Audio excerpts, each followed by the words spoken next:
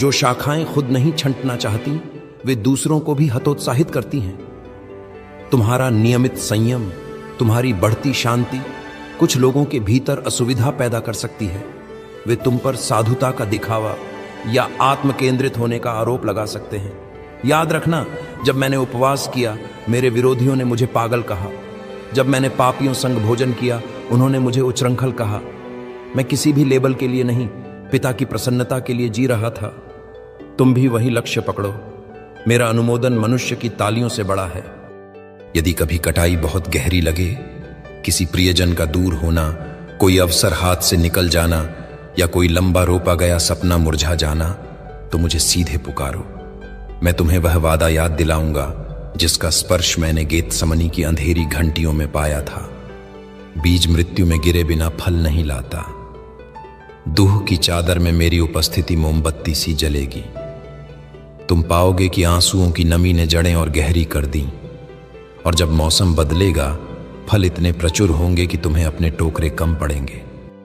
मैं तुम्हें एक छोटा व्यावहारिक संकेत देता हूं। हर सप्ताह का एक दिन चुनो जिस दिन तुम डिजिटल उपवास करो या कम से कम घंटा भर फोन, स्क्रीन, अनावश्यक सूचना से दूर रहो और किसी शारीरिक काम में हाथ लगाओ। बगीचा, रसोई, सफाई, उस श्रम में पसीना बहेगा और पसीने में मेरा स्पर्श घुला होगा। वही समय तुम्हें दिखाएगा कि तुम्हारा मन खुद अपनी ही जड़ों को खाद दे रहा है।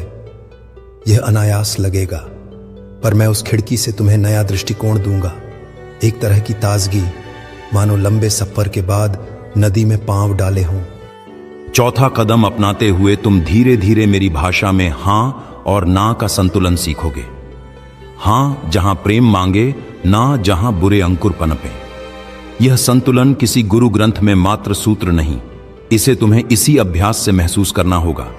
जब कोई प्रतीत होता अवसर सामने हो पर भीतर हल्का सा असंतोष उठे, पूछो, क्या यह मेरी बेल के लिए पोषक है या परजीवी? यदि मैं चुपचाप सिर हिलाकर नहीं कह दूं तो निडर होकर दरवाजा बंद कर दो। तुम्हारा इनकार भी फलधारी आज्ञाकारिता होगा।